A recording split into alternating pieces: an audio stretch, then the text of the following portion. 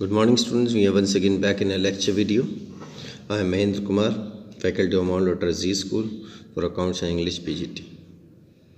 Students, in today's lecture video, we are going to continue with the story, The Hack Driver, and we'll find out how Bill Magnuson, who was actually Oliver Lutkins, how he befools a young lawyer.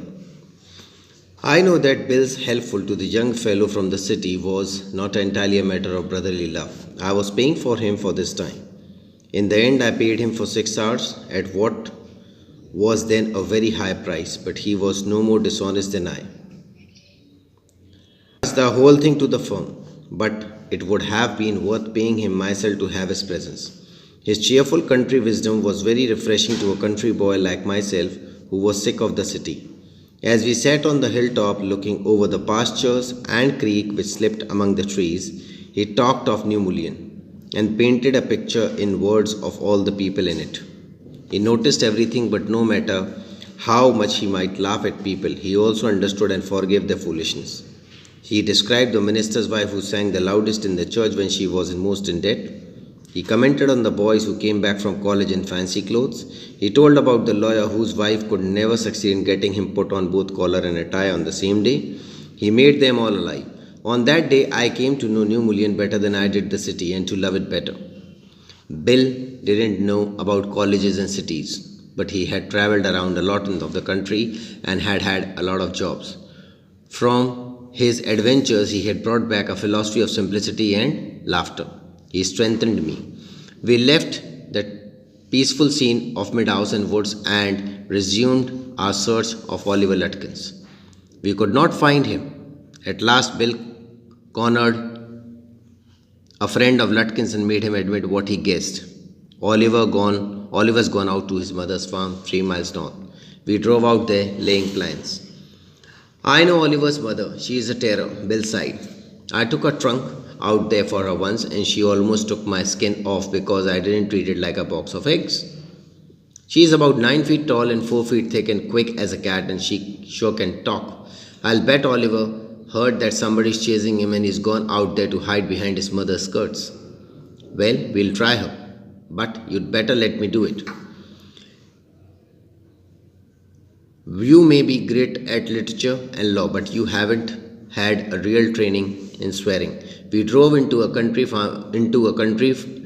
farmyard. We were faced by an enormous and cheerful old woman. My guide bravely went up to her and said, "Remember me? I am Bill Magnuson, the carter and hackman. I wanted to find your son, Oliver." "I don't know anything about Oliver, and I don't want to know," she shouted. "Now look here.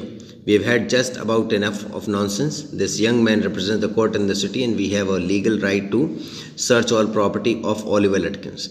Bill made me sound very important, and the woman was impressed. She retired into the kitchen and we followed. She seized an iron from the old-fashioned stove and marched on us, shouting, "You search all you want to, if you don't mind getting burnt first," she shouted and laughed at a frightened retreat.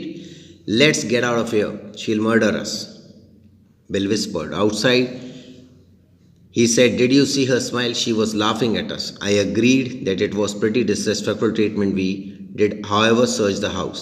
Since it was only 1 story high, Bill went around it, peering in at all the windows. We examined the barn and the stable. We were reasonably certain that Lutkins was not there.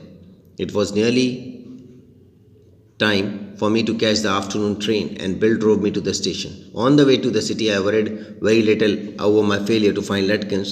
I was too busy thinking about Bill Magnuson. Really, I considered returning to New Mullion to practice law. If I had found Bill so deep and richly human, might I not grow to love Fritz and Gustav and 100 other slow-spoken, simple, wise neighbors?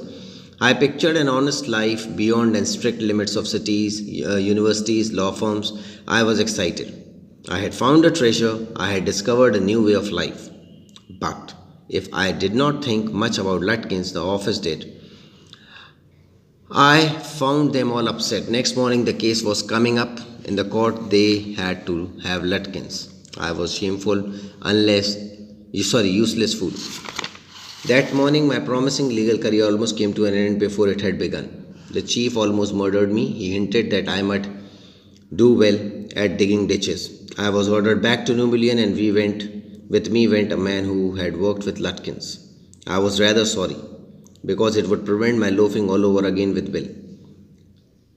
When the train arrived at New Mullion, Bill was on the station platform near his cart. Strangely enough, that old tigress Lutkin's mother was there talking and laughing with Bill, not quarrelling at all. From the train steps, I pointed Bill out to my companion and said, "There's a fine fellow, a real man. I spent the day with him." "He helped you hunt for Oliver Lutkins?" "Yes, he helped me a lot." "He must have. He's Lutkins himself." What really hurt me was that when I served the summons, Lutkins and his mother laughed at me as though I was a bright boy of 7. With loving kindness, they begged me to go with them to a neighbor's house for a cup of coffee.